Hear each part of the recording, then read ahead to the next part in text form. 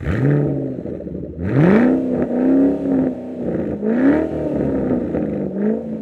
ready to ride along for another exciting episode of No Driving Gloves, where Derek, John, and Will use over 75 years combined industry knowledge to bring you a bare-knuckled view on the collector car hobby. So let's get rolling. Thank you for joining us this evening for No Driving Gloves. We're going to do a quick little recap. We've never really revisited anything. We've talked in a couple episodes about revisiting, but this is our 20th episode. I don't think any of us really thought 20 weeks in advance when we started this. What were you thinking, guys, 20 weeks ago, or actually 30 weeks ago, when we originally came up with this harebrained idea? I thought we'd be making like millions of dollars by now, to be honest. Yeah, you promised us fame and fortune, John. I promised me fame and fortune. Oh, man. Oh, I quit. I'm out. Will didn't notice what car I drove up the other day when I came up to his shop. No, I did. What did you drive? The red Ferrari. What? No, I drove my Velociter. I had to park way out at the street. Why didn't you pull up here and park with everybody else? Because I'm not special. Oh, trust me, you're special. You're a special kind of special. Yeah, wait. So this is our 20th. So our next episode will be number 21. Do we all get to have a glass of scotch or something with us that night? We're a family-friendly podcast. I don't believe we should. Sparkling cider. You can, just as long as they don't see you, and we're not a video podcast, so what's it matter? Well, that was a special surprise announcement at the end of this episode. We ain't going to be famous now, for sure. When they look at us three, they're going to be like, go back to non-video. We look better in everyone's we minds. have what's the old saying? We have faces for podcasting. That's right. We got the radio face. We probably have voices for sign language. I agree with that. So, what was it? 20, 25 weeks ago. So that's 6 months ago. I sat down with this harebrained idea, contacted you guys. Well, you guys actually contacted me in a roundabout way, and we decided to throw this together. And I kind of knew both of you. I mean, I knew Will pretty good. I knew Derek in passing. You two never met before. We'd had a 1 hour kind of chat, and then we started recording. And now we're seem to have built up a little bit of rhythm and chatted for 50 minutes before this about a whole bunch of stuff that we really can't record. Yeah, so we're actually burnt out, and all our good stuff's gone. Well, Derek wouldn't let us talk about what we wanted to talk about tonight. He said something about maintaining employment, so we'll respect that tonight. So much for that no driving gloves attitude. We can talk about it all you you get want. us making millions, and it don't matter. Oh, what was that? After 20 episodes, we should know not to talk over each other. Okay, on 3, Will. You ready? Yeah, let's go. 1, 2. If we were making that million that you promised, then we wouldn't be worried about it. We could talk about whatever we wanted to talk about. Talk to my ex-wife about me keeping promises. Yeah, and plus we're 20 episodes in, John. It shouldn't matter if we talk over each other. I mean, we've got that great editing guy, so I hear it. He's going to start charging us more. He's fired. So are we going to sign up for a season 2 and keep rolling, or are we this going to be it? I just kind of have this in perpetual podcast mode. I don't like seasons. We'll just keep going and going. Take a Christmas break maybe, but I'm a workaholic. Daggum slave driver over here. But I think kind of amazing over the 20 episodes we have run. We started the launch edition and kind of chatted about what the podcast purpose was and a few things. And we waited a few weeks to introduce ourselves because I like to be different. But our first episode was discussing electric cars, and it's kind of odd as I watch the social medias and the automotive news. And back on, I think June 22nd, we released the Electrifying Car Talk episode discussing how electric cars and how we felt the industry would go. And sure enough, I guess the industry looked and listened, didn't they? I think so. I think it's all us. That's right. General Motors made their announcement last week about working on an electrified car system or electric cars. Volvo and most of the European companies have come out and said they all will be hybrid drivetrains by 2020. British government came out, or the French government came out, or maybe it was the EU that said by 2025 or 2030, everything had to be some sort of hybrid electric. So we were the first ones talking about it there. And I think we kind of foreshadowed it with that episode. We'll have to do some research and go back and talk about some electric cars and the happenings and what people are introducing. I mean, Tesla, since then, we either talked about an electrifying car talk or in the next episode, pick 'em up trucks.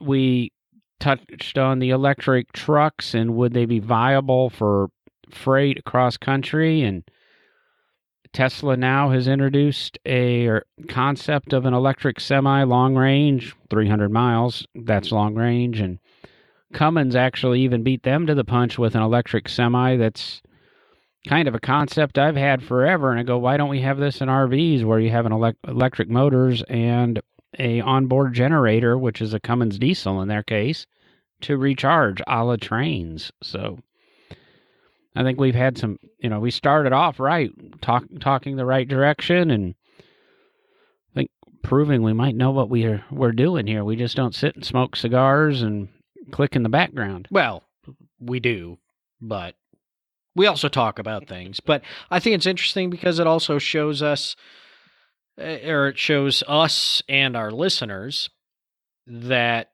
things can move quickly in the auto industry, but also slowly in some ways, because although everybody's talking about it, of course, we're seeing that it's going to be 5 years down the road. So it takes time to engineer it, to design it. But, me being the historian, the early car guy, well, it's taken 125 years to get back to it. So, sorry, but we've done all this before. It just wasn't as perfect as they're going to try to make it now. I've always said, and I've mentioned in many episodes, that nothing new is new. It's just old has become new again. And like you just said, the technology is caught up with the early thinking and made these old world ideas viable. Yeah, we talked about it, what you just mentioned with the onboard generator, essentially. I think we talked about it in the electric vehicle episode, one of them. The Owens Magnetic, built up in Cleveland and a few other places over time, was essentially that design. It was a gas engine that was simply a generator to power the electric and electric motors. What Cummins is proposing, it really isn't anything new again. You're going to something old, bringing it to life in a modern way. Then we kind of just drifted into the Pick 'em Up episode where we touched on square body Chevys heavily, and the market on those is continuing to explode. Will's got a couple of trucks up there that I visited his shop. He was having an open house, and about 2 weeks prior to this recording, I went up and visited. And what really caught me off guard is we knew there's square body Chevys, and we talked about those and the stuff from the 60s and that. But he had, what year is that Ford that you have in your shop, Will? Is that like a 78 or a 79? Somebody's obviously customizing, or? Yeah, it's a 75 Ford. The owner's grandfather bought it new, and it's been in his family, since it was new, and he wanted to get it where he could drive it daily. And it comes in for a Coyote and new suspension and good brakes and air conditioning. So, it's kind of funny. A couple of weeks ago, we talked about where the collector cars are going in the later model ones. And I've already got one in the shop building it. So, it's coming. And the Fords and the Chevys.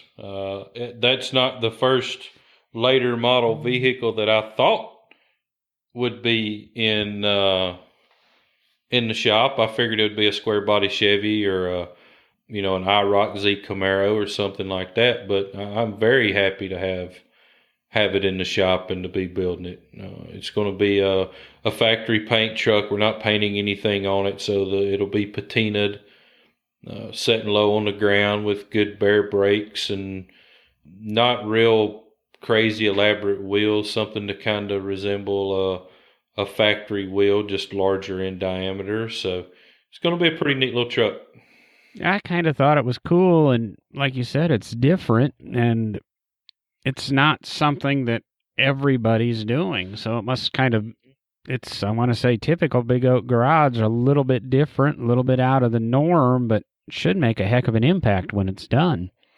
You're right. And that's what I love. I love taking something that other people say forgotten about or just hadn't thought about in a while and bringing it back to their attention. And, I say that, and we've got a 56 Chevy and a 61 Impala in the shop as well, too, two of the most popular Chevrolets of all time. Body styles anyway, maybe not specific years. When we have a 42 Chevrolet truck in the shop as well, which is not the prettiest Chevrolet truck ever built. Whoa. The Waterfall Grill Chevy trucks are one of my favorite trucks of all time there, buddy. I love that styling. Well, I'm glad that's awesome. I'm glad that there's a following for them. To me, they've never been one of my favorite Chevrolet they're trucks. Fantastic. Just to me. I mean, we've changed a lot of little subtle things on it. I guess the biggest thing that gripes my tail about those are the rear fenders just look like they designed them after a Dodge or something. I don't know. They just did not fit that truck. So that's one of the biggest things that we did to that truck was we made new rear fenders, basically kind of match the front fenders like the factory should have done, in my opinion. And then tuck the entire tire up inside of it. Well, when you get them sitting right, that's what they're supposed to be. You got to at least get the wheel well, down over the wheel some, Some? Okay, maybe 4 inches. See, it's like the fenders are like fender skirts. You'll have to take the fender off to change the tire on the side of the road. Get lugs. I grew up in Michigan. We actually make the trucks so the wheels aren't even close to the body. They're there's a whole bunch of air gap between the bed of the truck and the tires in Michigan. We lift those bad boys. As I said sorry. As I said in an article today, if frame ain't scraping, you've been taken. So I'm totally for the tuck look. But that's part of the trucks thing. I was looking, and I was close yesterday somewhere in Kentucky on one of my Facebook for sale groups on mini trucks. Will and I have talked recently about reliving my mini truck days. And while I've never had it, I've always liked the old Rangers. And there's a 91 Ranger with the still and arrow kit and period 16-inch wheels. I wish they were 15s and the 195/50 tires. Convertible. It needs some work. Dash needs put back together and things like that. But the price was right. And I go, that's tempting. Kentucky isn't that far away, no matter where in Kentucky it is. But it's just one of those things. Trucks just seem to anymore be the thing to have. I mean, anything from Will building you a $15,000 hot rod truck. Joke. Yeah, that'll buy the paint. The paint that won't buy the labor to apply the paint. That's right. They're just extremely, diverse vehicles up to somebody was sending me a picture tonight of their brand new F-150 4-wheel drive for Derek, 5-liter V8, going to be a work truck for him. So get a leveling kit in that thing, get it up off the ground a little bit, look nice. Tuck a Roush supercharger under it and we'd be ready. I think 4-wheel drive trucks are okay lifted, but you don't lift 2-wheel drive trucks unless you're... No, anybody... Unless... Well, there's one exception. There's one exception to a lifted 2-wheel drive truck. And that is if you're trophy truck style. So if you're in California and you like racing in the desert and the dunes and stuff like that, I understand that. So you have a long arm front suspension and blah, blah, blah, blah, blah. To me, that's the only exception to the rule of lifting a two-wheel drive truck. Agreed. And you shouldn't lower four-wheel drive trucks. No, nor dualies. Well, see, a two-wheel drive dually to me looks killer slammed on the ground. No. I love it. I think they look awesome. They look so killer, but I saw one this weekend, 22-inch wheels on the thing and super low-profile tires. I go, are you really towing? And yeah, the guy had a 48-foot fifth wheel on it. Why? I mean, just... Why not? True. Can't give you an answer to either question. Anyway, sorry to butt in. Go ahead, John. Then we went on to the episode where we kind of gave a little bio on each of us, and you can go back and listen to that one, who we are, why we're here, and when the podcast is going to come out. You know, we release on Monday mornings, and hopefully your podcast catcher grabs it, and you have us for your commute into work on Mondays. Everybody likes to release, it seems, on Thursday and Friday, and I'll be honest, I've analyzed the stats and listened to all the recommendations, and all the experts say it doesn't matter what day you come out. But I like that one. It gives me a little bit of time to edit and enjoy, and my editing skills have slowly gotten better through this. But of course, we released that episode and we told you when everything is going to come out. And then I went and edited it, posted it, and it came out 3 days early or something. And that's why the PEBCAC episode exists with just Derek and I, because we came out with an episode tell you everything comes out on Monday, and then I released it on Thursday. And I felt we probably should have an episode. So for those of you that are not computer geeks and such, PEBCAC is problem exists between keyboard and chair. And that's exactly what happened. I pushed the wrong button, and you got a bonus episode with Derek and I talking. Just kind of filling some dead air and chatting about some collector cars in that episode. And it was jumping into a hectic week for me. We did a recording, and we came out with an episode that was supposed to be about T's and A's. We chatted a lot about the Model T in that episode and touched on the Model A's, and had our first major recording failure. And 5-6 episodes into the podcast, and a new editor who was traveling, and that's the week that I went to Good Guys in Mid-Ohio and the Corvette Museum, and just a lot of traveling for me that week. Put together the best episode we could for you, and I'm sorry if the audio lacked, but it is actually our most popular episode, and just continually keeps getting downloads. It's got a bunch of downloads this week. That's even because they can't actually hear us and understand us, so it's easier to listen to. Yeah, it's one of those that you enjoy on YouTube with the subtitles, which all our episodes are released on YouTube with subtitles, so you can kind of watch them at work if you want to and read them so the boss doesn't know. We might revisit some Model T, Model A conversation in the future, and we keep promising a second episode of the pickup truck episode, and we have to talk about the electric cars again because of all the changes. Then we jumped into talking about values in dollars and cents. Which is ever-changing as well. Every time there's an auction, things change. We came out with that episode July 15th. And then, of course, a month later, you have Monterey and everything. I want to say those auction results, the buyers listened to us, because if it was a race car, it was crazy value. Crazy prices. If it was a blue chip collectible, they were level. If it was a muscle car, every day, as I call them, home equity loan cars, they were down a little bit or stable. So again, there we are, foreshadowing the future. Just 3 crazy guys, get a couple hundred downloads a week, and tell your friends, we seem to get this stuff right. Then we touched on love and hate. That was a long episode. I had to break it into 2 sections for everyone. It was the 1 hour is a sweet spot. Let us know if you like the 1 hour time frame. That's what we try to stick to. and we discussed what we love and hate about shows and traveling and a little bit of our jobs, and Will went off on a few shows.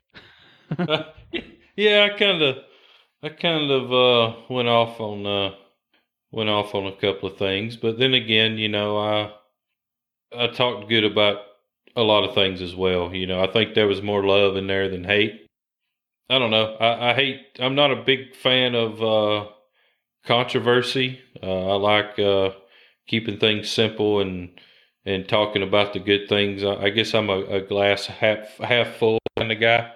So, but I did touch on a few things that I didn't really like. I could have got a lot deeper, but maybe later on down the road I'll touch on that. Well, we went back and touched on some things and made it worse or made it better. Yeah, and I think everybody's got their gripes about shows, and the gripes that we each have are probably slightly different from each other, and the other people going to the shows have gripes that are dissimilar from our gripes. So, yeah, we tried to hold back and refrain ourselves from some things, but it is the nature of the car show world. Yeah, and I had to be a little cautious on some of that because I still attend some of those shows, and I'm not a trophy hunter. It is good for business, and it makes the customer feel good when they spent a couple of $100,000 on having a vehicle built, and they win awards. It's not for me. Granted, it looks good sitting on my trophy case here at the shop, and it's impressive when people walk in. But I tell people all the time, I don't go to shows hunting trophies. I go to shows to try to win customers, not trophies.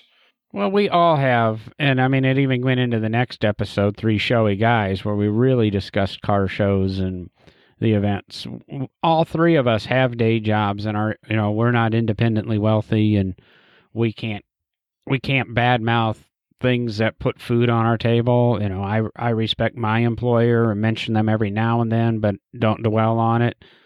Same thing with Derek, and same thing with Will.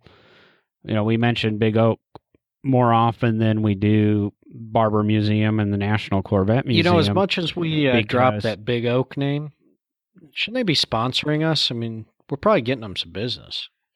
That's a good idea. I need to sponsor, don't I? They have a big social media following, but their social media expert, I hear they might actually be hiring in that position, but yeah. If you know how to if you know how to order parts and run QuickBooks Pro, holler at me. I'm tired of working in the office. Hey, you brought it up, John. Just remember, you can reach out to us through our Facebook page. But I'm serious. and Will's a much nicer guy actually in person than he is on the podcast. Yeah, don't let his charm here fool you. Yeah, we just mentioned the Big O more often than the other two places because I think Will's boss is a little bit more understanding than our bosses might be on some topics. Bosses. I hear his boss is a fantastic lady. She puts up with him. She is very nice, and during Will's big Cruising to the Coast launch for Scotty D, and we mention him quite often, and both Will and I hit him up, and we'll have him on the show here within the next couple of weeks. He had our banner prominently displayed right next to Scotty D's, so I didn't see that in a picture on social media other than mine, but... You know what? I didn't even put a picture of the open house on social media.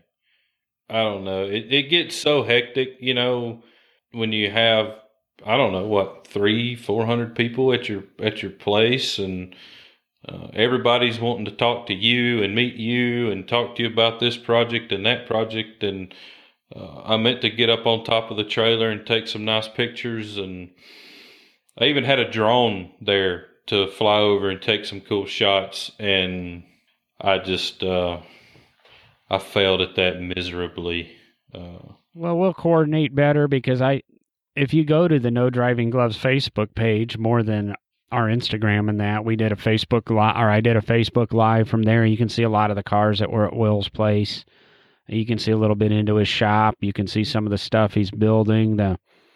The 42 Chevy, 43 Chevy we just talked, the Impala, the Ford truck, his new power hammer that we touched on a couple episodes ago.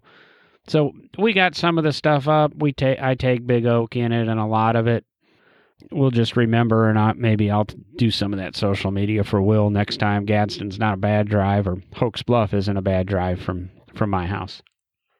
But then we were nice with the Three Showy Guys episode. After 10 episodes of being steadfast, hard-headed, I began to number our episodes for everybody. So the first 10 really aren't numbered or in an order, and in addition to those first 10, we each had a little snippet that we told 1 minute about ourselves. So those are the little Will and Derek and John's love of cars episodes. But I started numbering, and then we did a role reversal episode for number 11, where we discussed that fantasy, pick different values and pick different cars. And as much as Derek is our brass era guy and Will is our diehard American car guy, and me, I'm our foreign sports car guy, I thought the way that episode ended with our ultimate cannonball cars, really there was a role reversal, and I'm not going to spoil the ending, but I think both of you guys will agree that I don't think we would have put money that each of us would have picked the cars we picked. No, not at all. And I will go back and apologize. I've been watching 50s era Chevy trucks, and while hard to find, Will was a little bit right. You can pick them up for that $5,000 price range if you're paying attention and quick. Oh yeah, you gotta be quick on the draw. I mean, the one I picked up was not that much, and I mean, I could probably spend a couple of grand on it and have it going pretty good.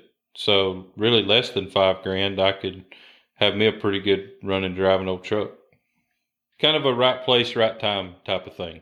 Just out of curiosity, that one wasn't the one off to the side in the trees, was it? Yep, that's it. Okay. I might still go back and stand by my statement then. I didn't walk up and look at it. But okay, there you go. I saw it, and I go, ooh, that's cool. I wonder if that's something that he'd sell for a couple $100. You didn't really go look at that truck. If you'd have went and really looked at that truck, you'd have been like, daggone, that's a nice truck.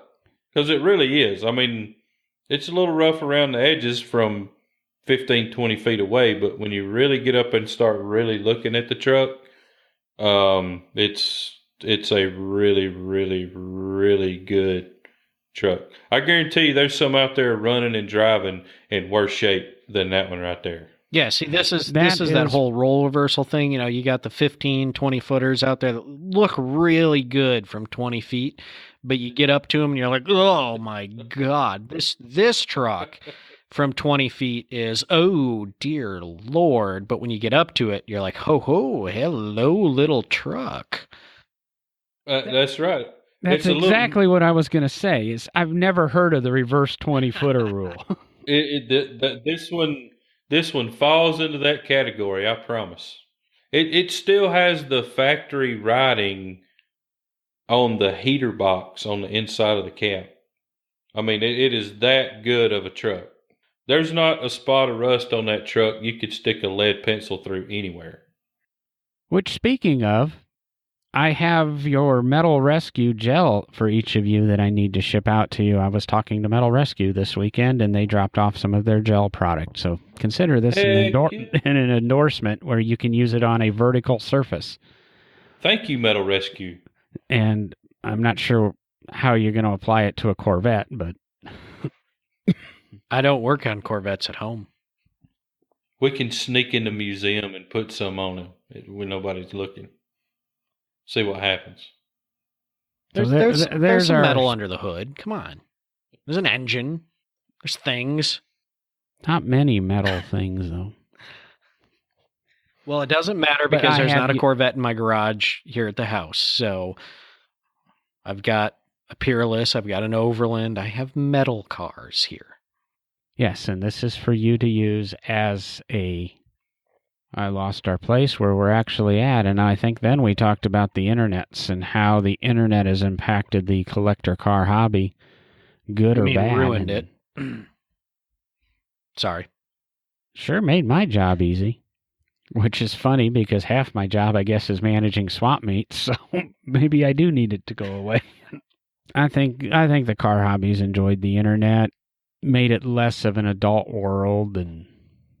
Well, I think we all agreed on that episode that although it's hurt the car hobby in some ways with inflated pricing and some of the things that we touched on, it's opened up a lot of the car hobby because it's put the entire world of the car hobby together.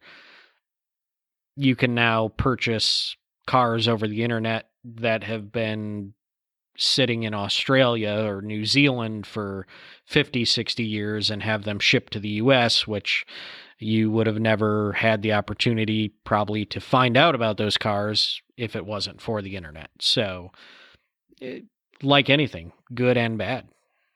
Well, it allows three qualified people to sit here and tell you about the car hobby. It allows 3 other unqualified people to sit in California and tell you about the car hobby over the internet. And it really, I think, has helped made the hobby much more accessible and has opened it up even to the youth, even though the teenagers and 20-somethings, Generation Xers or Yers or whatever they are, to experience the car hobby where they might not have if it wasn't for the internet. But then again, I don't know what they'd do without the internet, but it has been a big impact, and I still will take the stance I did in the episode that it has been good for us. Yeah, I agree. I still agree with that too. I mean, it's good all the way across the board for our business, whether it's finding employees, finding parts, finding a vehicle. It's as we're sitting here talking, I'm actually texting on my phone with a guy that I'm thinking about trying to hire. So it's working right now. So through Facebook we're talking. So see, look at that.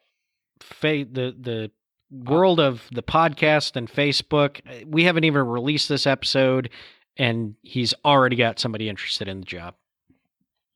There you go. Just think what would happen if we'd live stream. Will would be completely distracted from the episode, not just a partial distraction he's showing through this episode. Which is why we had episode 13, Safety With or Without the Wheel, where Will didn't even join us. Thanks, Will.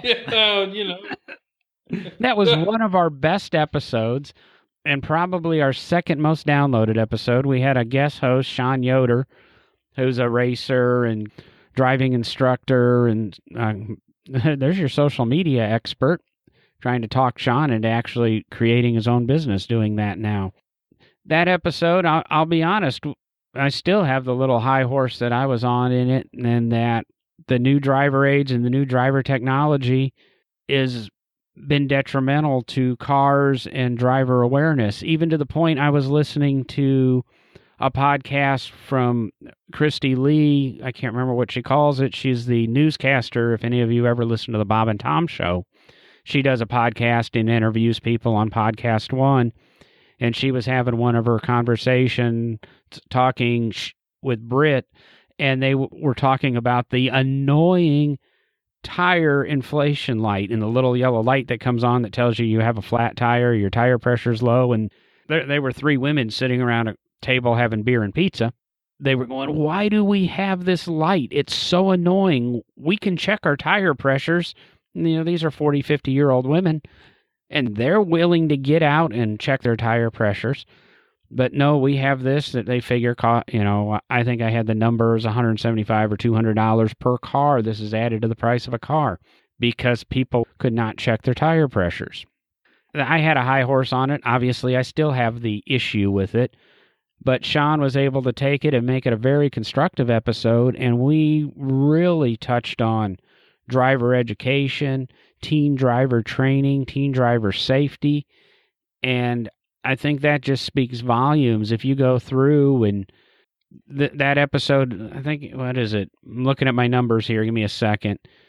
It had like 50 downloads last week itself. It's still, even though that episode was released a month and a half ago, people are still going back and listening to it or finding it. I think we had some very valid points and very good points. What did you think of that episode, Derek? Yeah, I think it was fantastic. It's always been one of my problems in the U.S., at least, is what we touched on with driver's training. Ever since I was in high school and took driver's training, I grew up in a car family like the three of us on this show have. We have dads that have been in the car business and done that. And I learned more growing up from working on cars and driving them around the farm and all the places that I was able to drive them, doing what I was doing, than I ever learned in driver's education. I think it was a fantastic episode because, like you say, we were able to get that constructive conversation going on what is wrong with driver's training in America, really kind of why some of these driving aids are coming out, which is to try to help people not have to worry about driving. So I thought it was a fantastic episode. And it also helped that Will wasn't there. Yeah. Well, I'll tell you one of the things that I would have added to it is my mother is a breast cancer survivor, and some of the medication they gave her made her have strokes in her eyes. So her peripheral vision is kind of blurry.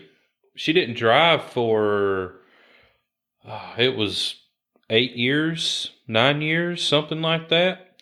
And so when all this driver aid started coming out, she wound up going in and having another eye surgery, and her vision got drastically better.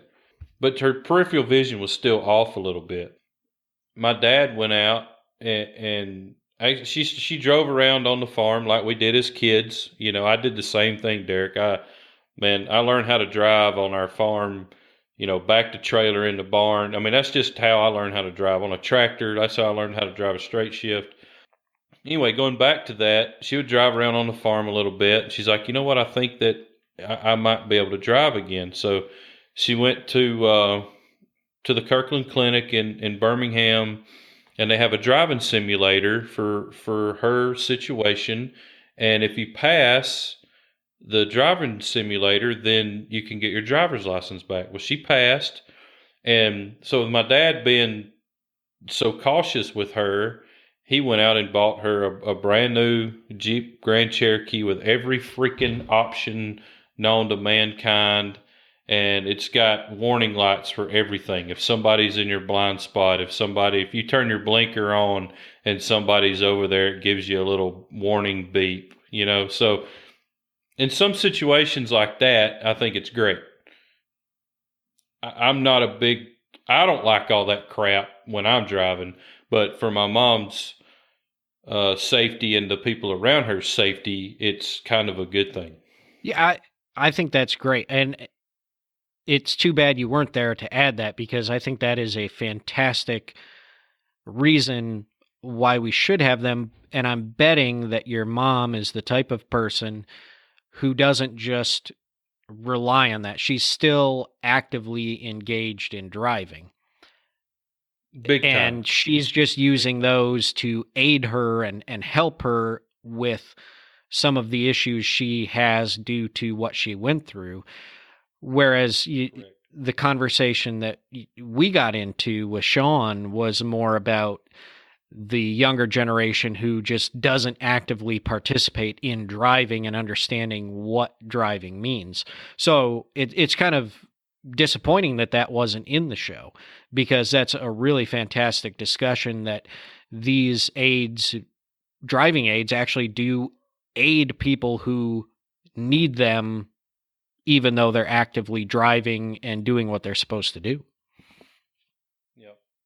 Yeah, so we left that whole disability thing out of that episode. You made a incorrect statement earlier, Derek. I'm not from my dad sold drugs. My dad's not a a car person. He's into cars, but we didn't really wrench and stuff in the garage. He sold medical equipment and things like that, and the handicap aspect and the fact, Tesla will eventually have this thing that you can roll your wheelchair in and it'll drive and help get people on the road. That is justified to me.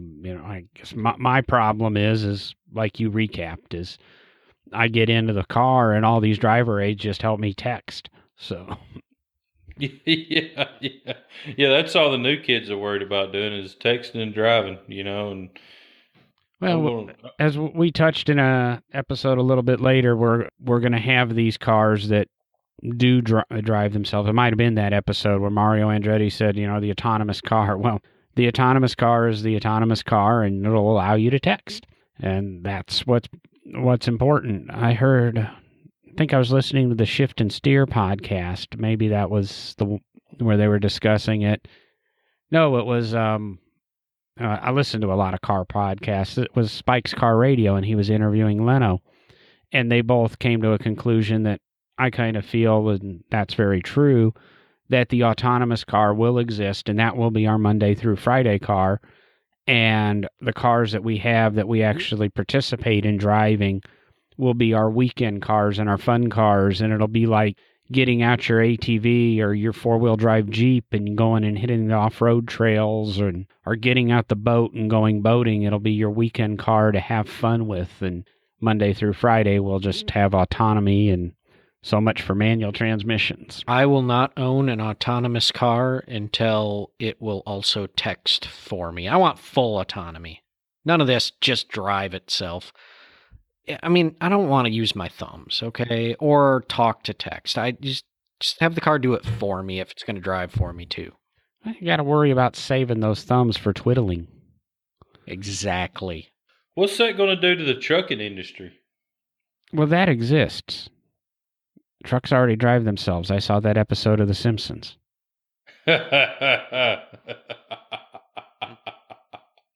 You remember when Homer was a truck driver and they told him it had the secret driving box and he wasn't supposed to let anybody know, and then he would sunbathe on the hood of the truck as it was driving itself. It was after he sold off Mr. Plow.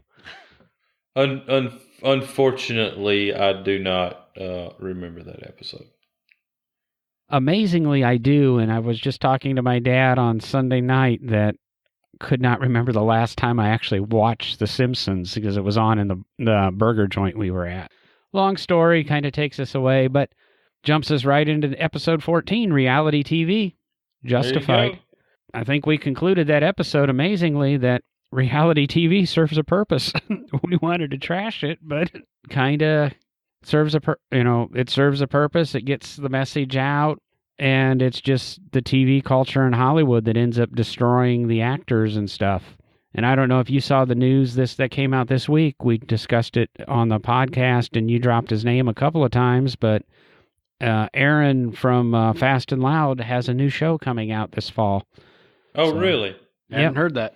He didn't want to get back into TV right away, but I can't remember the name of the show, but he has a new show coming out. He has Richard Rawlings' full support. I don't think Richard will be on the show. Well, that kind of sucks because let me tell you, I know I touched on it during that episode, but man, Aaron is a smart dude. Man, I was really hoping if he came out with another show, it would be more race car oriented, touching on his travels to, I know he does the race there in Colorado up the mountain. Pikes Peak. Pikes Peak, yeah. He does Pikes Peak every year, and he's really in tune to his Falcon race car, and I was kind of hoping it would be more geared toward that, but I guess that don't really appeal to the masses. Either that, or like you say, Aaron's a very smart guy. He knows his stuff. Maybe he knew that if he was to do a show like that, he wouldn't be able to do it the way he wanted to do it because That's true. the Hollywood world would get in the way. You never know. It would be interesting to hear his take on it. It would be pretty probably scripted, like most of the shows are. Well, here I found the press release, and I'll say this is off the Gas Monkey Garage website, but it's Aaron Kaufman reveals new Discovery show, announces name, and the bearded wonder Aaron Kaufman leaves us wondering no more about what the future holds. It was known that he'd be pursuing his love of F-Series trucks by way of ArcLight fabrication, making parts, selling merchandise, and holding events dedicated to the 57 to 79 model years, which of course we just discussed. Will has one in his garage or shop working on it. However, the wait is over as to whether or not he'd be returning to TV, and the news is what everyone had hoped.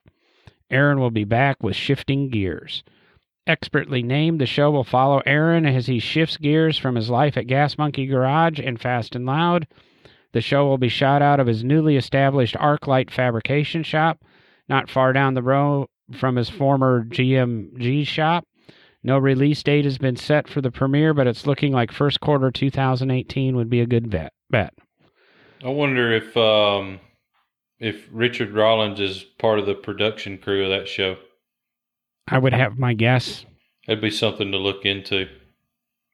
Well, the fact it's on Gas Monkey Garage's website, and Richard has been very vocal that he supports Aaron, I would imagine that's a yes. Yeah, because I'm not 100%, but I think he's part of production of that Misfit Garage as well, because he is on that show a lot. Is Misfit the Garage the new show where they go around and they kind of bar rescue garages? No, that's Garage Rehab or something like that. That's Richard's show.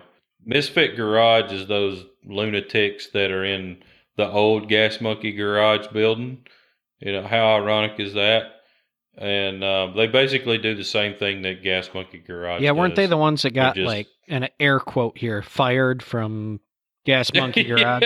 Yeah. Pretty much all of them got fired from Gas Monkey Garage. Yeah, but then all of a sudden they all started their own shop in the old Gas Monkey Garage building. Yeah, and you sue the same, lady that does interior for Richard, and, so that's, to me, that's pretty comical. Well, then we jumped to Road Rules episode 15, where we tried some new technology, where I put together and was able to interview both Derek and Will from the road, and I thought was a masterful piece of editing because there's actually 5 separate recording sessions in that one episode, and I thought it sounded pretty good, where we'd talked to Will at LS Fest up in Bowling Green, and Derek heard that Will was in Bowling Green and took off to Detroit and Dearborn to go to Old Car Festival. Soon we'll have videos from Derek to post to the Facebook page and stuff. Having some technical problems getting all of that done and cleaned up and edited. There's a reason we don't do a video show. I don't like video editing. So we've got that coming up. We hit on that. That was I thought a good piece. What'd you guys, now that it's been a couple of weeks, did you guys enjoy the trip? Everything's back to normal now, I assume. Oh, yeah, but I think it's cool that we learned that we could do that. So now when Will's out, when I'm out, when John's out, we know we can record. We can capture our thoughts and moments, or we can capture our thoughts, excitement of where we are in the moment, rather than waiting till we get back from the trip and trying to capture it on a podcast when we normally record. So I think it was a fantastic trip, and it was a learning experience for our podcast. Yeah, I agree. That was really neat, and being able to sit in the lobby of the hotel and talk about how the weekend went, and while it's still fresh on your mind. So that was cool. Yeah, I really enjoyed doing it. Derek said it was a great advancement for our podcast, moves us one step closer to an ultimate goal we have for 2018, and that's getting out to shows. And well, you might only have 2 of us at a show or something, to be able to get out with our listeners and interview them at events and do some live broadcasting. And I ordered a new piece of gear that should be here tomorrow, maybe Friday, that will really lend to doing that, but get it now and I can start using it, and we should be able to hit next show season running. And the big thing is to be able to do some live broadcasts and get out of the standard Monday release mode and, again, be live. There's nothing better and more enjoyable than a live show. You can never recap that or recapture the moods in that. And then we went into episode 16, Good Guys 1987. Everybody was back, and we recapped everything again. Kind of funny to talk because we recorded on different days and nobody kind of remembered what we had talked about, so there were some repeats. I had a good episode in that I had met a couple of people that I had known for a while, but actually got to meet them in person, and have really developed a little bit of a relationship with one of the, like I said, the guys from Chassis Media, and hopefully that'll parlay into a little bit more of the podcast, because as I've said a few times on the podcast, and I believe both Derek and will agree with me, collector car hobby is fun, and it's about the people, and it's about the networking. That's what we're doing. We're going out, we're networking, we're trying to meet people, both to further our careers, further our knowledge, and to further the podcast. Yeah, totally agree. And I think we're talking about recapping the last 19 shows. This is our 20th show. And we talk about everything we've talked about in each individual episode, from electric vehicles to trucks to all the things we've covered. But in every one of those episodes, and the overarching theme of this podcast is exactly that. It's about the car hobby, the people you meet, and the networking that you can do in it. Just the pure fun that all of this is, the relationships you can build and the friendships you can build in being involved in this. And that's, even though we talk about different things every week, that becomes that overarching story, and really the reason the three of us are together doing this podcast. This is what brought the three of us together as, air quotes again, friends. That was a joke, guys. You can laugh. Friends. Yeah. I'm so proud you called me your friend. In air quotes. Air quotes. Air quotes. Will mentioned it when we were kind of recapping the show's episode and going to shows, that's what, networking, and that's why he goes to shows. He's looking for new clients and new customers, and just to get his shop name out, whether it be a customer to buy one of his cool ass t-shirts, or do a full build that costs, like I said, $10-12. That's right. We can build you a full, complete running, driving car for $12. Now, I don't believe Will actually meant that statement. He'll talk to you for $12. Well, you see, he starts with a 1977 Chevette. That's right. There was a listing on on Barn Finds today of a shop that has a whole bunch of collector cars, $1,200 a piece or less. I didn't click it to really know what he had, but I mean, it's pretty hard to find a car for $12 anymore.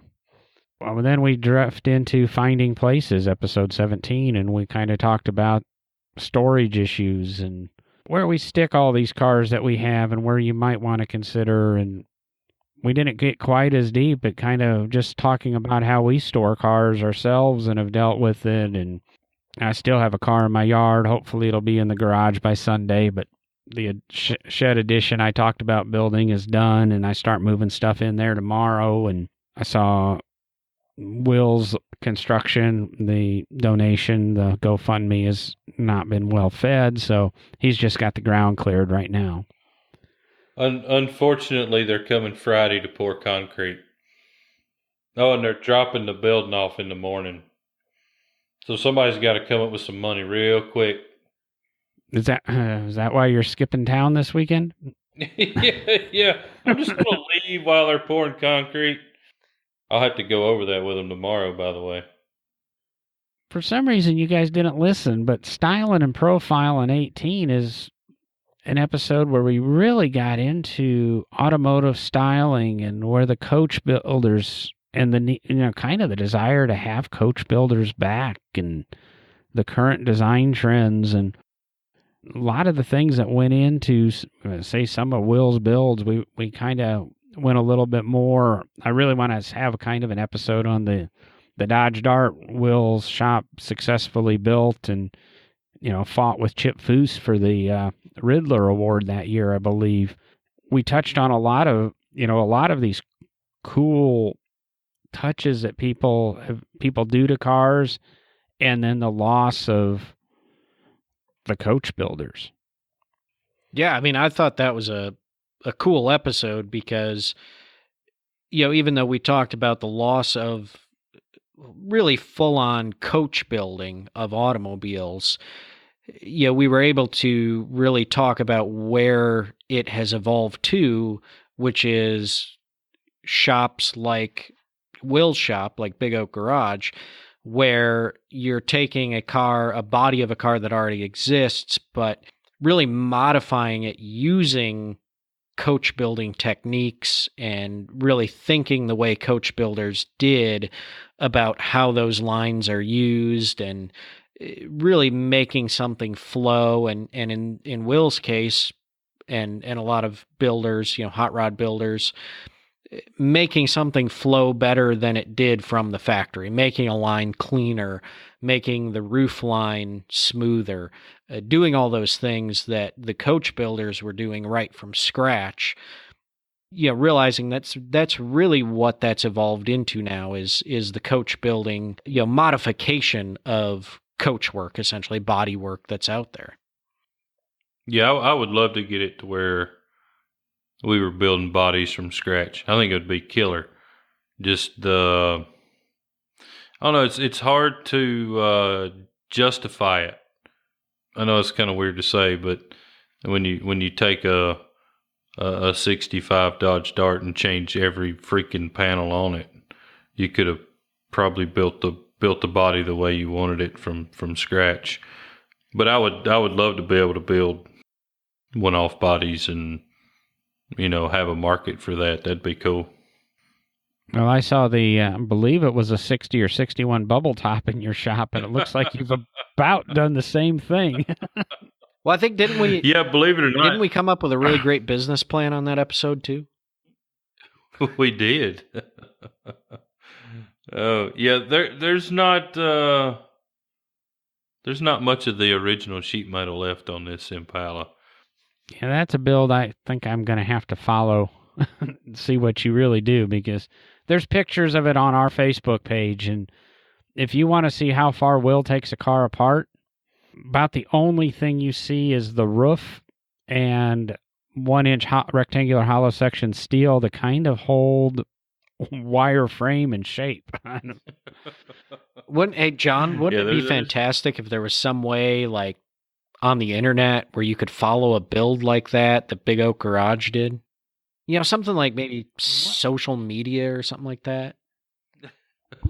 well, I I kind of like posting what we've already built. I know that's kind of funny to say, but I kind of like keeping a lot of the stuff that we do kind of secretive. I know there were some pictures that popped up on social media of the builds going on in the shop right now.